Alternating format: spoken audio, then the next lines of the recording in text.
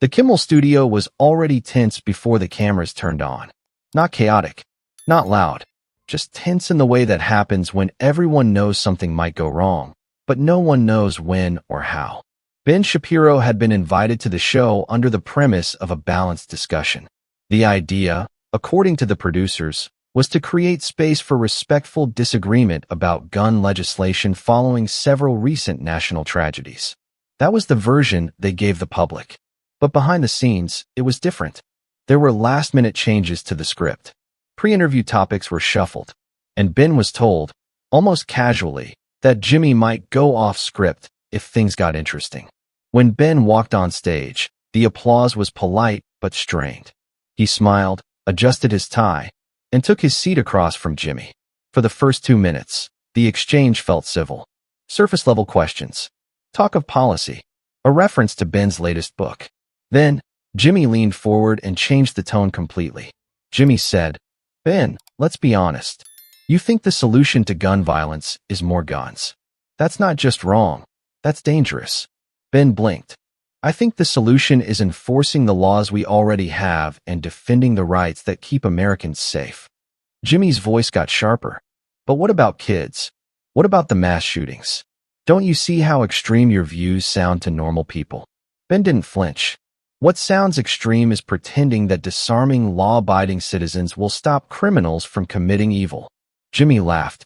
It wasn't warm. It wasn't playful. It was cutting. "You always have an answer. Always ready with the debate voice. But this isn't a college campus, Ben. People are dying." There was a pause. "Long enough to feel," Ben said. "And people are dying in places with the strictest gun laws. Let's talk about that." Jimmy shook his head. "You know what, man? You always come on here with stats and logic, but no humanity. No heart." Ben looked at him steadily. "You confuse emotion with morality. I bring facts. You bring feelings. But feelings don't change reality." Now the audience was shifting. The tone was no longer banter. It was confrontation. Jimmy leaned back, then looked directly at the crowd. This is what they do. They rationalize everything until it doesn't feel like murder anymore. Ben turned to him. "And this is what you do? You turn tragedy into performance. You don't want discussion. You want applause." Jimmy stood up. "You think you're the smartest guy in the room, huh?" Ben replied, "No. I just know what I believe. And I won't apologize for it." Now, before you hear what Ben says next, and before things completely unravel live on air, I need you to do one thing. If you're tired of the polished narratives and want the raw, unfiltered moments they try to bury, then hit that subscribe button right now. Subscribe before this segment disappears from the internet like so many others. Because what happens next is exactly what they don't want you to see. Two people refusing to play the roles they were assigned. Jimmy stepped forward. "You know what? Maybe we shouldn't have invited you. Maybe we've heard enough from the facts don't care guy." Ben stayed seated. "You invited me to have a conversation, but you wanted a target." Jimmy replied, "You're damn right. Because your ideas are killing people." Ben's voice didn't rise. "And yours are disarming the innocent." The room fell silent, and neither man blinked. The air in the studio was no longer just tense. It was strained, pulled tight by the weight of two men who refused to step back. Jimmy Kimmel stood at the edge of his platform, visibly angry. Ben Shapiro remained in his seat, motionless, his face hard with focus. Neither was trying to win the audience anymore. This was no longer about ratings or talking points. This was about being heard. Jimmy broke the silence first. He said, "You know, Ben, I used to think you were just a guy with a microphone and some bad opinions. But now I think it's worse than that. I think you genuinely believe there's nothing wrong with a country where children have to do active shooter drills." Ben responded without hesitation. "I believe the government has failed to protect people. I believe the culture has failed our children. But your solution is to punish the innocent instead of stopping the guilty." Jimmy threw up his hands. There it is. The classic pivot. Blame everyone but the weapons. Ben finally stood. Slowly. Deliberately. "Guns are not moral agents, Jimmy. People are. You want to talk about evil? Let's talk about the evil that makes someone walk into a school and open fire. Let's talk about fatherlessness, mental health, a culture that glorifies violence but punishes discipline. The audience was no longer sure how to react. A few claps, a few murmurs, but mostly silence. Jimmy said, "You sound like a robot. A robot with a legal pad and zero empathy." Ben looked at him and said, "Empathy without clarity is just noise. I don't cry on cue, Jimmy, but I've cried for real families who had no one coming to help them, whose only defense was the one you want to take away." Jimmy's voice rose again. "Do you know how exhausting it is to keep hearing the same excuses? The Second Amendment was written when people carried muskets, not AR-15s. Ben didn't flinch. "The First Amendment was written with quills and parchment. Should we cancel your show too?" The crowd gasped. Jimmy took a step back. Ben continued, "This isn't about safety. This is about control. It's about politicians who won't prosecute crime blaming weapons they don't understand. And it's about entertainers like you pretending to be moral leaders when you mock every American who doesn't vote like your writers." Jimmy said, "If that's how you see this country, maybe you don't belong on this stage." Ben nodded once. "That's probably the first honest thing you've said all night." Colleagues behind the cameras looked at each other, unsure whether to cut to commercial. Jimmy turned to the producers and said, "Can we please cut the segment?" But the control booth hesitated, because they knew what everyone else did now. This wasn't just TV. This was a moment. Ben turned to the audience. His voice didn't rise. If anything, it grew quieter. "I'm not here to make friends. I'm not here to charm anyone. I'm here because I believe the people who follow the law deserve more than mockery. And if that makes me unwelcome here, so be it." Jimmy pointed toward the wings. "Then leave. Right now." Ben looked toward the exit, but didn't move yet. He said, "I'll leave. But before I do, let me say one last thing. This country doesn't fall apart because people disagree. It falls apart when one side decides the other shouldn't be allowed to speak." And with that, Ben walked off stage. No mic drop. No wave. Just a quiet exit. The cameras cut to a wide shot. Jimmy stood still, hands on the desk, face unreadable. The audience stayed quiet.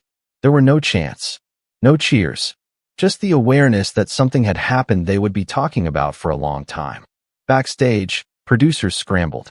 PR teams started drafting statements. And Jimmy's staff debated whether to even air the footage. Because what had just happened was raw, unscripted, and impossible to spin.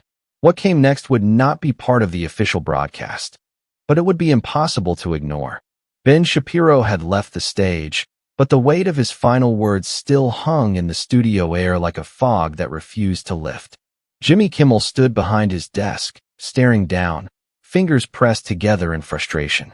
He looked up slowly, trying to find the words to reset, to salvage the show. But there was nothing to salvage. The audience wasn't clapping. No one was laughing. The studio lights still burned brightly, but they couldn't pierce the awkward silence.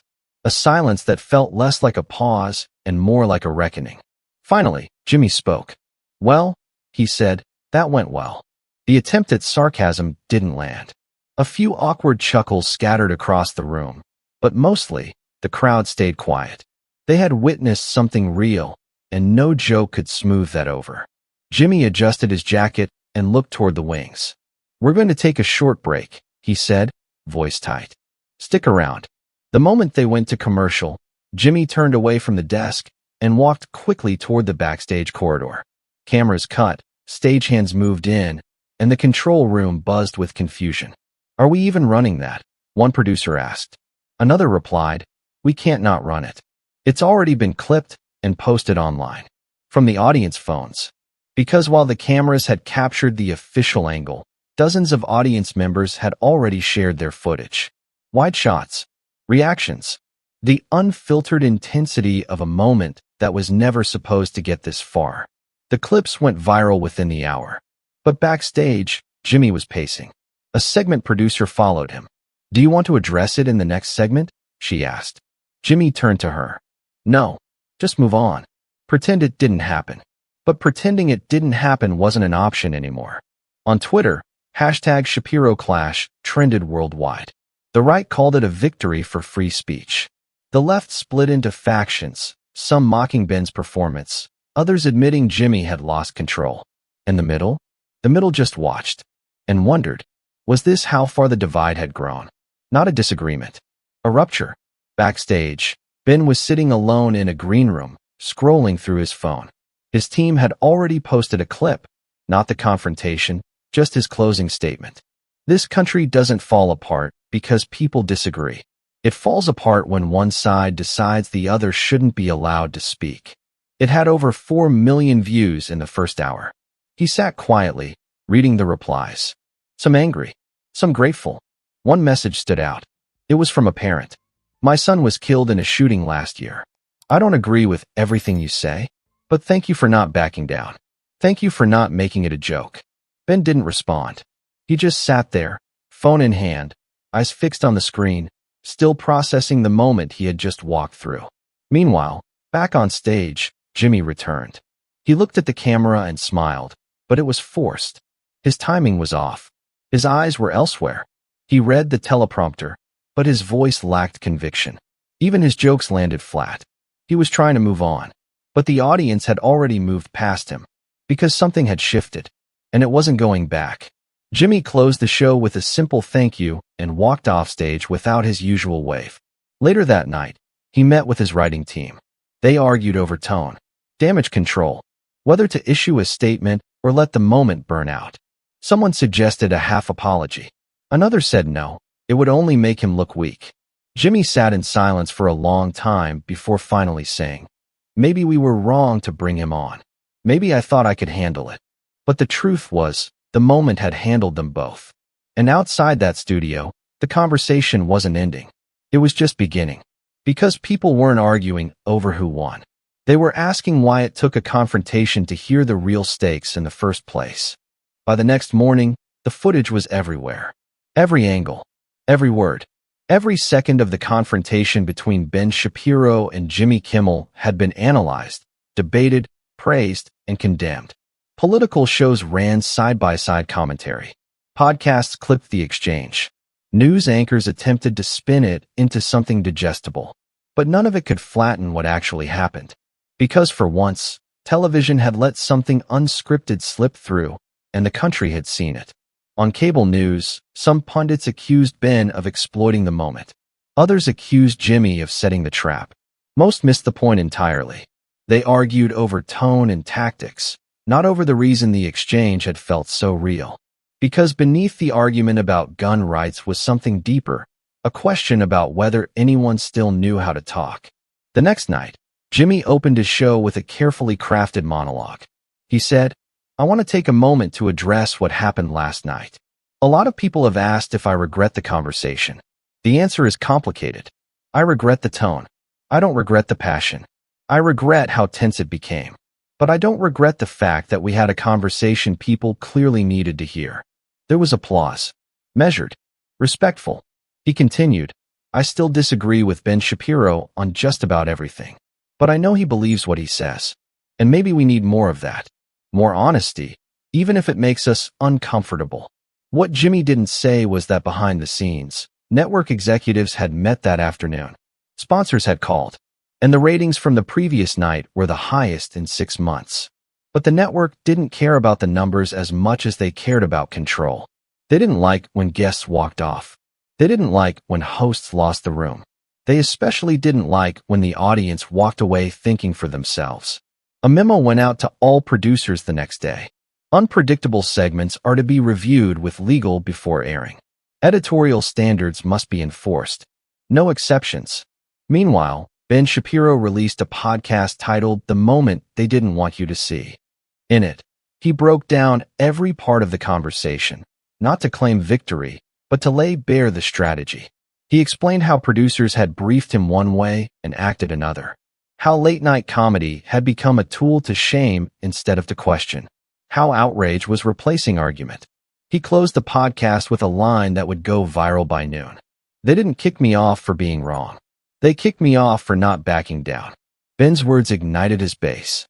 But something unexpected happened, too. People who didn't agree with him politically, who didn't even like him, began to share the clip. Not because they loved his views, but because they hated what the show had become. One progressive journalist tweeted, "I disagree with Ben Shapiro on just about everything. But that segment was disgraceful. Kimmel didn't debate him. He ambushed him. If that's what passes for journalism now, we're all in trouble. Even some in the entertainment industry began to speak up. A veteran actress posted, "We used to invite people on shows to challenge them. Now we invite them to humiliate them. That's not brave. That's weak." In the weeks that followed, Kimmel's team made subtle changes. Producers vetted guests more cautiously. Writers avoided direct personal attacks. But the audience could feel the difference. The show felt safer and smaller because something had been lost, not in the clash, but in the silence that followed. Ben Shapiro, for his part, declined further late-night appearances. He said simply, "When they're ready for real conversation, they know where to find me." Months later, in a rare interview, Jimmy was asked about the incident again. He paused, then said, "It taught me something. Not about Ben. About myself. About what happens when we stop listening. About how easy it is to think you're the good guy when you've got the applause." The interviewer asked, "Would you have him back on?" Jimmy said, "Maybe. If we're both ready to talk. Not just perform." But that conversation never happened. Because what they created together was already bigger than either of them. It was the sound of two worlds colliding. And for once, neither side got to control the story. Because for one night, the script fell apart. And what came through instead was the truth.